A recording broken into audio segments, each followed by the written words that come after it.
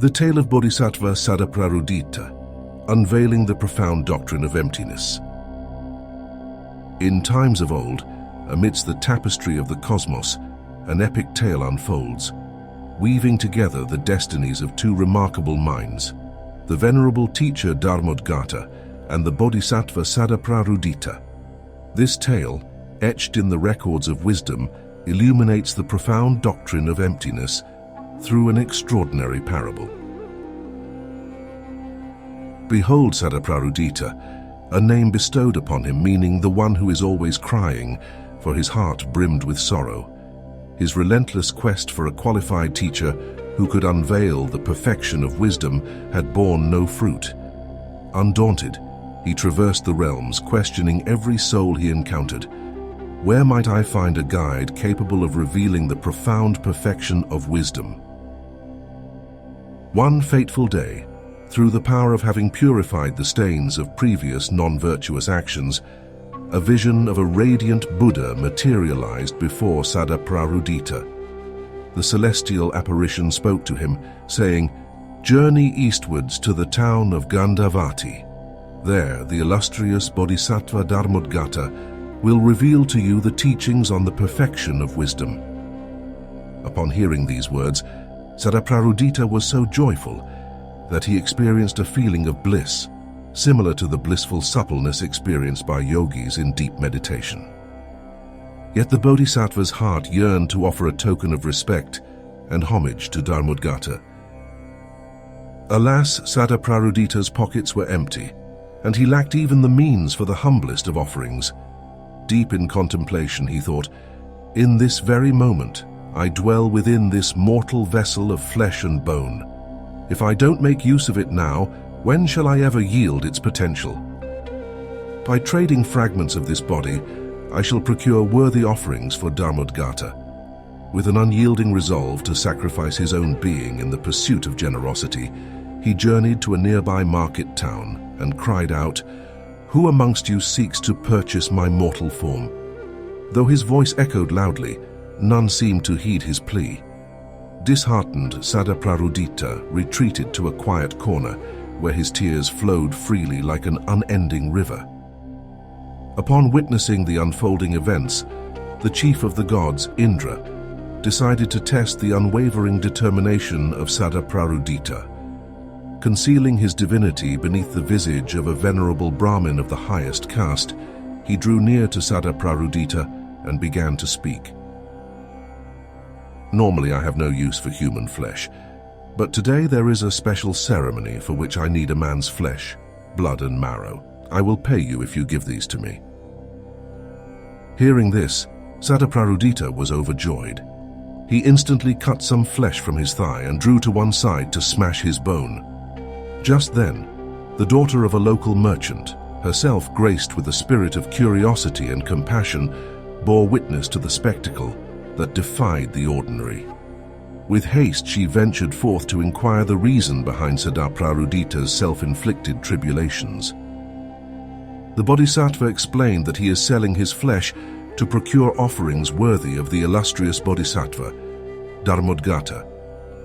The merchant's daughter, her eyes alight with wonder, pressed further, seeking the purpose of his veneration of Dharmodgata and the rewards he wished to receive. Sadaprarudita responded with unwavering resolve. "In Dharmodgata's wisdom, I shall unearth the perfection of wisdom and master the art of skillful means. Through such training, I shall attain the resplendent enlightenment and spread the precious Dharma to all sentient beings." As the Bodhisattva expounded upon the sublime attributes of Buddhahood, the young maiden's heart swelled with reverence for the three jewels. She implored Sadaprarudita to cease his self-inflicted suffering, promising, "I shall provide all that you require to honor Dharmodgata, and I shall accompany you on this journey."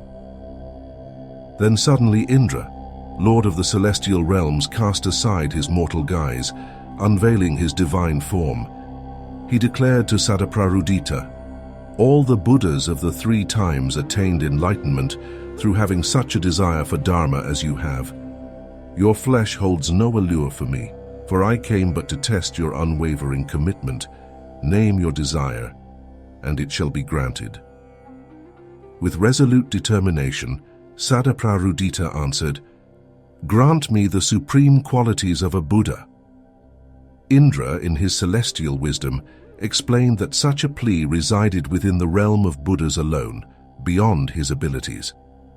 Undeterred, Sadaprarudita conveyed that no further wish was necessary, for his own mastery of declaring the truth could mend his mutilated form, and through the profound power of his spoken truth, his once fragmented body was made whole once more. The narrative unfurled as Sadaprarudita embarked on his sacred pilgrimage to meet Dharmodgata, offering his heartfelt tributes. In the presence of his esteemed teacher, he posed a question that had lingered in his heart, the origin and departure of the Buddha, who had appeared to him in vision. Inquisitively, he queried, where did this Buddha come from, and where did he go? Dharmodgata, in his learned wisdom, answered, Buddhas do not come from anywhere, nor do they go anywhere. Since Buddhas lack inherent existence, they are completely empty. With exquisite finesse, Dharmodgata then explained, using the sound of a lute to illustrate his wisdom. He asked Sadaprarudita, where does the sound of a lute come from, and where does it go? Does it come from the strings, from within the lute, from the fingers of the player, from his effort to play, or from somewhere else? And when the sound has stopped, where does it go? In this manner, Dharmodgata explained, despite Buddhas lacking inherent existence, they manifest in dependence upon various causes and conditions. When these causes and conditions cease to exist, Buddhas no longer manifest. In this regard, Buddhas are akin to the sound produced by a lute. If we attempt to locate the sound on the lute's strings or the musician's fingers and so on, it remains elusive because the sound lacks inherent existence. Nevertheless, when all the requisite causes and conditions come together, the sound of the lute emerges, and when those causes and conditions dissipate, the sound ceases. Following Dharmodgata's explanation of the non-coming and non-going of the Buddhas, illustrated through the analogy of the lute's sound, the entire earth trembled, and numerous beings attained profound insights into emptiness. Ultimately, by virtue of Dharmodgata's teachings on the perfection of wisdom, Sadaprarudita achieved remarkable states of meditative absorption on emptiness.